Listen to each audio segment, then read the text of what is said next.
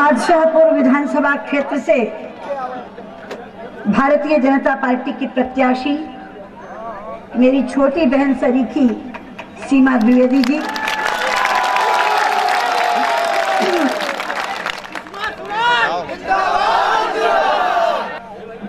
मंच पर आसीन मेरी पार्टी के सभी वरिष्ठ नेतागण और इस विशाल जनसभा में उपस्थित आदर के योग्य मेरे बुजुर्गों, माताओं, बहनों और स्नेही भाइयों, जब सीमा गढ़वारा से पहली बार चुनाव लड़ रही थी तो मुझे इनकी जनसभा में आने का सौभाग्य मिला था। अपना पहला चुनाव याद आ गया, जो मैं भी मात्र 25 वर्ष की उम्र में पहला चुनाव लड़ी थी और मैंने कहा था कि मैं आपको गढ़वारा की सुषमा स्वराज यहां देकर जा रही हूं, सीमा द्विवेदी यहां की सुषमा स्वराज बनेंगी। और आज इतने वर्षों के बाद मैं ये कह सकती हूं कि वाकई सीमा ने मेरी उस बात को सच करके दिखाया है। एक जुझारू और संघर्षशील नेता की छवि बनाकर सीमा द्विवेदी यहां पर खड़ी और ये विशाल जनसभा इस बात की पुष्टि कर रही है। इतनी बड़ी संख्या में आप आए हैं, मेरे मन को ये विश्वास हो रहा है कि आपका मन सीमा को जिताने का बन चुका है।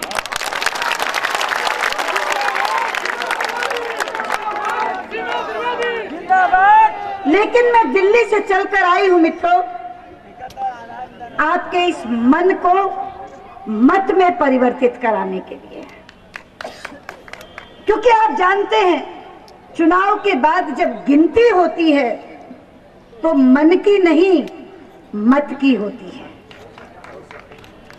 और अगर ये बना हुआ मन मतदान केंद्र तक ना पहुंचे तो जिताने हराने में अपनी भूमिका अदा नहीं कर सकता।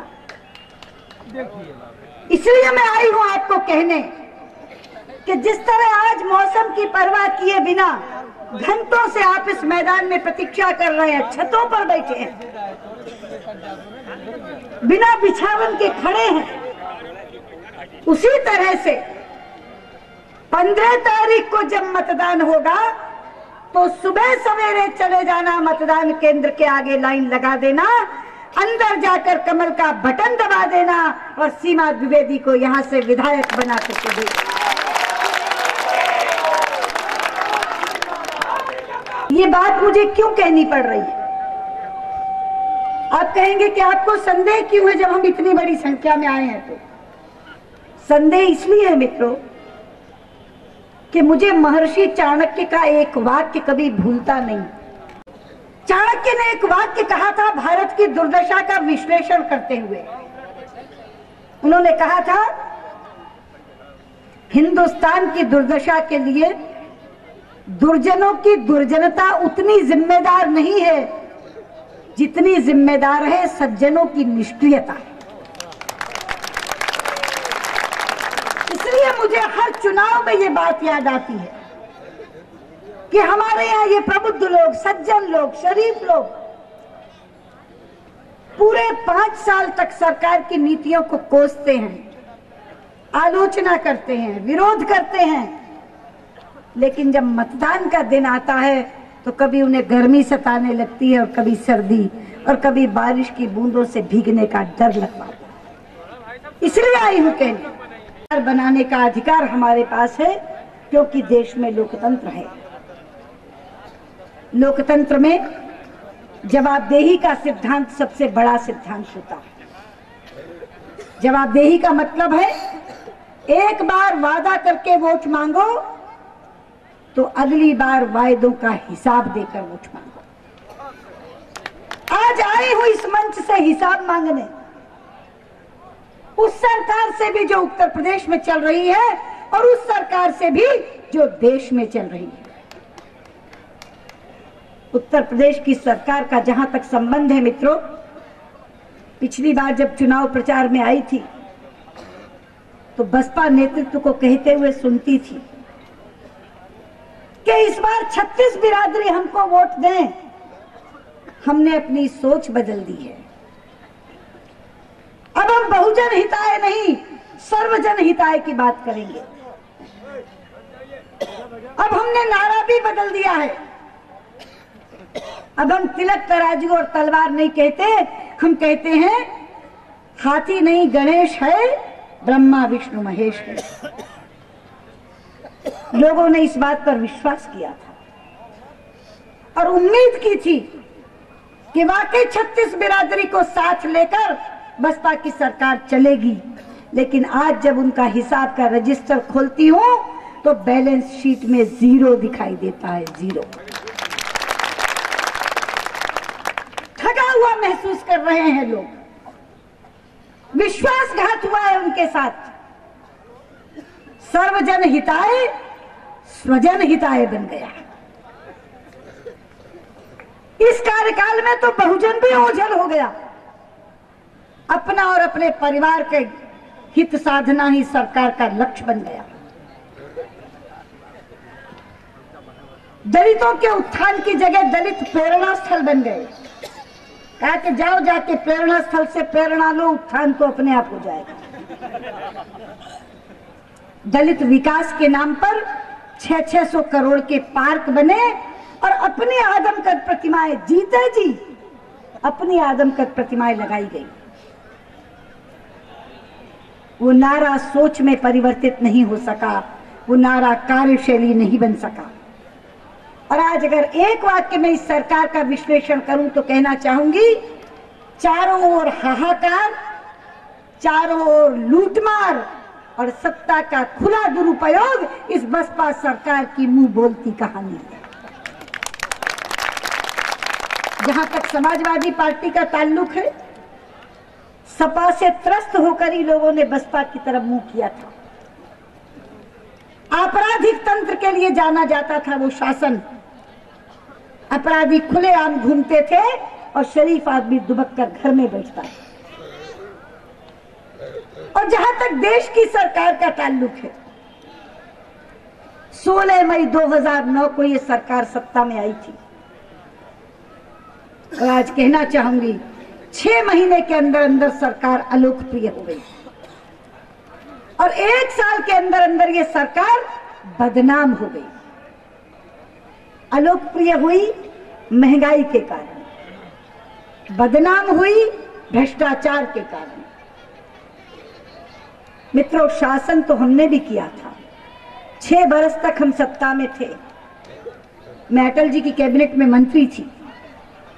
हर मीटिंग में अटल जी एक बात कहते थे, कैबिनेट की मीटिंग में, कि हम कुछ अच्छा कर पाए या न कर पाए, आम आदमी के मुंह से रोटी का निवाला छीनने का अपराध नहीं करेंगे। ये अपराध नहीं, पाप होता है। लेकिन ये सरकार पिछले 2 साल से ये अपराध दिन रात कर रही है। ये मेरी बहनें बैठी, महंगाई की पहली मार इनकी रसोई पर पड़ रही है। पूछिए इनसे कैसे चलाती हैं अपना घर। 20 रुपए किलो आटा, 27 रुपए किलो चावल, 72 रुपए किलो अरहर की दाल, 100 रुपए किलो सरसों का तेल। इनकी रसोई में आग लग गई है। लेकिन जिन साधनों से खाना पकाती हैं उनकी आग बुझ गई है। गैस पर पकाएं तो गैस महंगी, स्टोव पर पकाएं तो मिट्टी का तेल महंगा, अंगीठी पर पकाएं तो कोयला महंगा, चूल्हे पर पकाएं तो लकड़ी महंगी। जिनकी आग जलनी चाहिए उनकी आग बुझ गई, जहां आग नहीं जलनी चाहिए वहां आग लग गई। नेता प्रतिपक्ष के नाते आपकी पहरेदारी करते हुए संसद के हर सत्र में आपका दुख दर्द मैंने संसद में रखने का काम किया है। एक सत्र भी ऐसा नहीं बीता मित्रों, एक सत्र भी जिसमें मैंने इस महिला की कराहट शासकों के कानों तक पहुंचाने की कोशिश न की हो। लेकिन मुझे दुख है कि मेरी बात फिल्म वालों की नगरी बंबई को सुनाई दे गई, पर दिल्ली के शासकों को सुनाई नहीं दी। फिल्म में तो एक गीत बन गया, पीपली लाइव फिल्म में, सखी सैया तो बहुते कमात है, महंगाई डायन मार जात है। लेकिन सत्ता में बैठे हुए लोगों के कान पे जू नहीं देंगी। अजीबोगरीब तर्क देकर उन्होंने महंगाई का औचित्य ठहराने की कोशिश की। एक बार एक मंत्री ने कहा, हाँ महंगाई तो बढ़ी है, पर इसलिए बढ़ी है कि गरीबों ने खाना खाना ज्यादा शुरू कर दिया। बताइए कौन से गरीब ने खाना खाना ज्यादा शुरू कर दिया? अरे आपने तो गरीबी का मानदंड ही बदल दिया। आपको मालूम है मित्रों, सरकार ने सुप्रीम कोर्ट में हलफनामा देकर कहा है कि अगर एक व्यक्ति 32 रुपया रोज शहर में खर्च कर सकता है और 26 रुपया रोज देहात में खर्च कर सकता है तो वो आदमी अमीर हो जाता है, वो गरीब नहीं रहता। इसका मतलब है अगर एक लड़के को 5,000 की नौकरी मिल जाए तो 2 बूढ़े माँ बाप, एक पत्नी और एक बच्चा और एक वो खुद, 5 लोगों का परिवार जिसे चलाना हो, उसी 5,000 रुपये में खाना, उसी में रहना, उसी में पहनना, उसी में पढ़ाई, उसी में दवाई, वो 5,000 रुपए कमाने वाला 5 लोगों के परिवार का भरण पोषण करने वाला व्यक्ति इस सरकार की निगाह में अमीर है, गरीबी की रेखा को पार करके। एक बार जवाब दिया, महंगाई तो बढ़ी है मगर इसलिए बढ़ी है क्योंकि हमने किसानों को दाम देने ज्यादा शुरू कर दिए। मित्रों, मैं पुराने 10 दिन से घूम रही हूं यूपी में। जहां जाती हूं किसान आकर के पर्ची दिखाते हैं गन्ने की। कोई कहता है हमारी मिल बंद हो गई, बैतालपुर बंद हो गई, देवरिया बंद हो गई, सिसवा, खड्डा, घुगली औने पौने दामों में रिश्तेदारों को बेच दी। और किसान कहता है ये पर्ची लिए लिए दर दर भटकते हैं दीदी, लेकिन समय पे भुगतान भी नहीं मिलता। ज्यादा दाम देना तो दूर, अपने गन्ने दिए हुए का भुगतान किसान को नहीं मिल रहा और ये सरकार कहती है हमने किसानों को ज्यादा दाम देना शुरू। और इस बार तो एक नया ही तर्क दे दिया, बोले महंगाई बढ़ी है मगर आमदनी भी तो बढ़ी है, और जब आमदनी बढ़ गई तो महंगाई का असर नहीं होता। मुझे कहना पड़ा, वित्त मंत्री प्रणब मुखर्जी को मुखातिब होकर मैंने कहा, प्रणब दा जरा अपने एयर कंडीशन कमरे से बाहर निकलिए और आकर देखिए उस फेरी वाले को, रेड़ी वाले को, छाबड़ी वाले को, पटरी वाले को, जो 20-20 किलोमीटर नंगे पांव चल के और गला फाड़ फाड़ कर रोटी कमाता है। अगर एक दिन बारिश हो जाए या एक दिन वो बीमार हो जाए तो रात का चूल्हा नहीं जलता उसके घर में, और आप कहते हैं कि आमदनी बढ़े। और मैंने कहा कि आपने तो उसकी रोजी रोटी छीनने का भी पूरा पूरा इंतजाम कर दिया। खुदरा व्यापार में विदेशी पूंजी निवेश लेकर आ रहे हैं आप। छोटा दुकानदार, छोटा व्यापारी, किराने की दुकान गांव में करने वाला, और ये रेडी पटरी छाबड़ी वाले कहां जाएंगे? ये तो हम लोगों ने भयंकर विरोध करके उस निर्णय को टलवाया है मित्रों।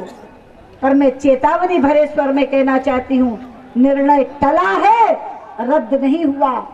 वो यूपी के चुनाव परिणाम पर आंख लगाए बैठे हैं। अगर परिणाम उनके अनुकूल आ गए तो पहला निर्णय खुदरा व्यापार में विदेशी पूंजी निवेश का होगा। इसलिए फैसला आपको करना है। अगर आप ये पूंजी निवेश नहीं चाहते, इन लोगों के रोटी पर, पेट पर लात मारना नहीं चाहते, तो एक क्षण के लिए भी कांग्रेस को वोट देने की बात मत करना। मित्रों, ये सब कुतर्क हैं जो सरकार देती है। इस आम आदमी की जेब पर डाका डाला जा रहा है, इसको महंगाई की कमर तोड़ महंगाई के नीचे मारा जाए। लेकिन प्रधानमंत्री हैं, निरपेक्ष भाव से बैठे हैं, कोई फर्क नहीं पड़ता उनको। सहयोगी दलों के सिर पर ठीकरा फोड़कर बरी हो जाते हैं। मैंने कहा था तू इधर उधर की न बात कर, ये बता कि काफिला क्यों लूटा। तू इधर उधर की ना बात कर, ये बता कि काफिला क्यों लूटा। हमें रहजनों का पता नहीं, तेरी रहबरी का सवाल है। उन्होंने एक और शेर पढ़ के मुझे जवाब देना चाहा, और वो जवाब नहीं था मित्रों। इस शेर का जवाब मैं देती हूँ। आज आपके सामने देती हूं। मैं बताऊं कि काफिला क्यों लूटा, मैं बताऊं कि काफिला क्यों लूटा, तेरा रहजनों से था वास्ता। मैं बताऊं कि काफिला क्यों लूटा, तेरा रहजनों से था वास्ता। हमें रहजनों से गिला नहीं, तेरी रहबरी पे मलाल है, मलाल है पूरे देश को मलाल है। जिसे एक नेक, शरीफ और ईमानदार व्यक्ति समझकर प्रधानमंत्री पद पर बैठाया था, वो आज भ्रष्टतम सरकार के मुखिया बने बैठे। और केवल भ्रष्टाचार और महंगाई ही इनके खाते में नहीं है, एक और पाप किया है इन्होंने। देश में दूसरे विभाजन का बीज बोने का अपराध किया है। हमारा संविधान धर्म आधारित आरक्षण की व्यवस्था नहीं करता, पिछड़े वर्गों का आरक्षण है। लेकिन संविधान निर्माता जानते थे कि मजहब के आधार पर आरक्षण हुआ था तो देश का बंटवारा हुआ था, इसलिए उन्होंने मजहब पर आधारित आरक्षण की व्यवस्था नहीं की। लेकिन इस सरकार ने वो पाप भी किया। लोकपाल का बिल लेकर आए, उसमें धर्म आधारित आरक्षण लेकर आए और कैबिनेट ने फैसला किया कि पिछड़ों में से 4.5% आरक्षण मुसलमानों को दिया जाएगा। और उसके बाद कहा कि अगर हम आ गए तो हम 9% कर देंगे उसको। मित्रों, हम मुस्लिम विरोधी नहीं। अगर हमारे मुसलमान भाइयों के कल्याण के लिए कोई योजना बनती है, हम उसका समर्थन करते हैं। हमारी सारी भाजपा शासित सरकारों ने 27 मुस्लिम जातियां पिछड़े वर्गों की सूची में शामिल की हैं, लेकिन हम मजहब आधारित आरक्षण का समर्थन नहीं कर सकते। चुनाव आयोग ने निर्देश देकर कहा सलमान खुर्शीद को, तुम्हारा ये बयान आचार संहिता का उल्लंघन है। लेकिन बजाय चुनाव आयोग के निर्देश को मानकर क्षमा याचना करने के, कल उन्होंने ध्वज पट्टी दिखाते हुए कहा कि चाहे चुनाव आयोग मुझे फांसी पर लटका दे, मगर ये बात करता रहूंगा। पहली बार हुआ है कि चुनाव आयोग ने देश के किसी मंत्री के खिलाफ, और वो भी ऐसे वैसे नहीं, कानून मंत्री के खिलाफ राष्ट्रपति को लिखित में शिकायत की।